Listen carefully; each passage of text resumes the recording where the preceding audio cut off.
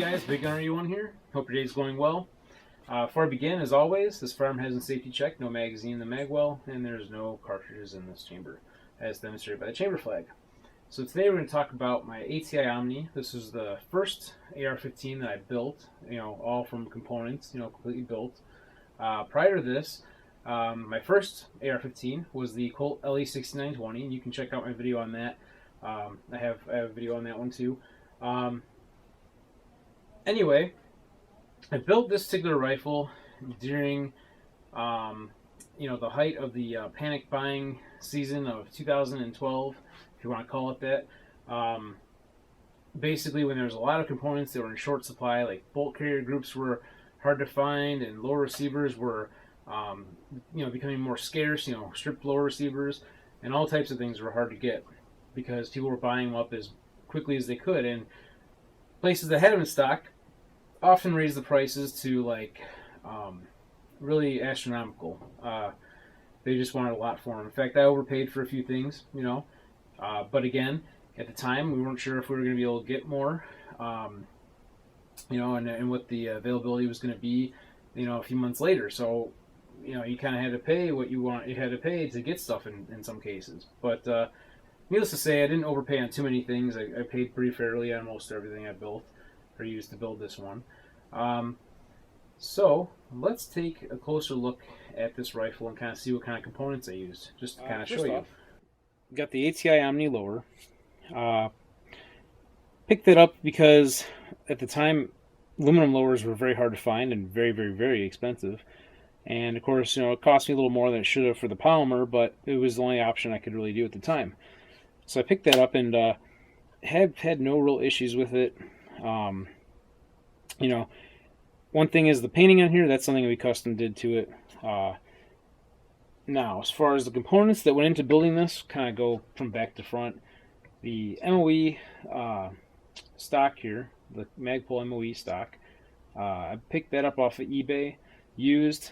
After I got it, I kind of realized I had this little pinhole back here. I don't know if the camera can see it or not. Let me flip it around this way. Right down there. And I didn't realize why that was there because it looked like someone had drilled it, and that's probably the case. Well, then it occurred to me, some states, it's against the law to have a collapsible stock. So the only way to do that is to pin it so that you cannot collapse it. The next thing, the buffer tube assembly, even with the this cast inlet here and the weight and the end plate, all those pieces came off of eBay. When I was building this, lower parts kits were very hard to find and very expensive if you could find them. People were selling ones that they had bought and whatnot for astronomical prices all over the place. But you couldn't find them through most of the suppliers. People were buying them up. Anyway, so I had to piece out most of the components in the lower receiver. The pins, the takedown pins, this anti-walk or anti-rotation pin set for the hammer and trigger pins. That was a K&S set that came off eBay along with the takedown pins. The magazine release, the bolt catch, all that stuff came off of eBay along with this ambidextrous safety and of course the detent pin for the buffer and the spring and all that, and the detent pin for and spring for the selector safety. That was all eBay. I had to pick those out separately. The rest of the fire control kit here, or group here, the hammer and the trigger and the springs for all that I picked up, nickel boron coated, by the way. Picked that up from 15accessories.com. I think the company that actually makes it is called SMI. Yeah, nickel boron, nice trigger. I had that one issue with it not too long ago though, where it's been a little while. Basically, pull a trigger and it didn't reset properly. Well, I took care of that. I've got a video on that. But initially, when I built it, really wasn't a problem. It was working perfectly fine. So, anyway, one last piece, the Magpul MOE Plus grip. This is one of my favorite grips right now. I'm sure there's another one out there that I might like. better or equally or something like that. But this, I have to imagine because there's so many options. But this MOE Plus, definitely for me right now, I really like it. The rubberized grip on it, just the contour of it just fits me really well. But again, that's a personal preference. Everybody's got things they like or that work for them, and whatnot. So that's pretty much the lower. The upper receiver, I built this one with well, there's not a whole lot of parts in it actually, because as far as the actual upper receiver, because it doesn't have the shell deflector, the ejection port cover or door, or forward assist, because it's the DPMS slick side upper. The charging handle, that was off eBay, cheap and expensive charging handle. Bolt carrier group here, this I bought from Midway USA, and this is also made by SMI, believe it or not. They sold this one under their AR Stoner brand through Midway, but the packaging on it said SMI, so that's the same brand as the trigger and hammer and all that stuff, which is nice. Again, that's nickel boron, and you notice it's kind of carboned up and everything. I did actually clean it, but it's kind of stained. I don't know if there's some type of cleaner that will work better on it. If you guys got suggestions for that, let me know for sure. I thought about it would be nice to put it in a sonic cleaner and see how that does, but my sonic cleaner broke actually, so that's not going to happen right now. It doesn't affect the functionality, just the look of it, so not a big deal. Of course, we got the Magpul M-Bus backup sights. I like these sights a lot. I like how they flip up. They're nice, solid, polymer sights. Work really well.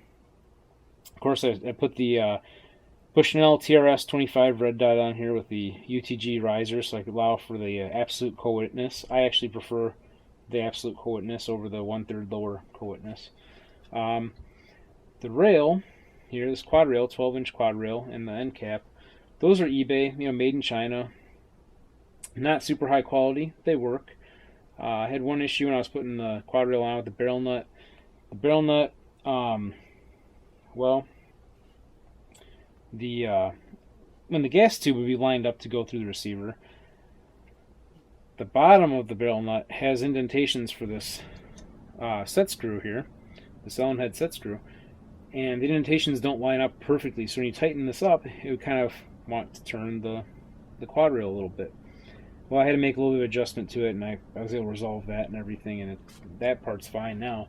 But it's made in China, and it's not real expensive, so it's not super high quality, but it works, and overall it's not bad for the money. I don't remember exactly what I paid for it, but it's way less expensive than some of the really nice quad rails out there, which I had my eye on too for my other rifles, maybe to upgrade to a free-floating quad rail for like the AR-15 rifle I got.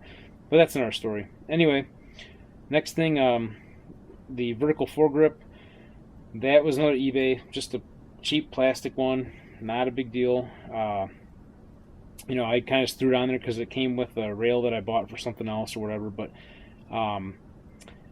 it works. I don't really use it so much for a vertical grip as I do more for like a a stop point or a finger rest, whatever you want to call it, for my hand, so I have my grip on it and everything, and kind of just gives me a place to reference when I'm holding the quad rail. The barrel, actually really impressed with the barrel. I got that from Sportsman's Guide. It's a 1-in-7 twist barrel, just like my Colt, but it's not, of course, it's not going to be chrome lined or anything like that. It is a 5.56 barrel, 16-inch long barrel. I want to say it was like $69 or $89 at the time, a couple of years ago again. But it shoots well, no problems. I really like the barrel. Works well. The accuracy seems very, very good on it. The gas tube inside here and the gas block, those were off eBay as well. Just a low profile gas block, nothing real special. I don't remember what it cost, but it didn't really matter. It was what it was. And of course I topped it off with the regular standard A2 style flash hider. That's pretty much it. That's all the components, that kind of, what all it took to put this thing together. Overall, I'm pleased with how it came out. I mean, it's a great functioning rifle. Of course, I always will have the fear of one day the polymer lower, cracking or something on me, but until that happens, I'm going to enjoy it and shoot it, and, that's pretty much it. So, Thanks for watching, guys. Go out and have some fun shooting.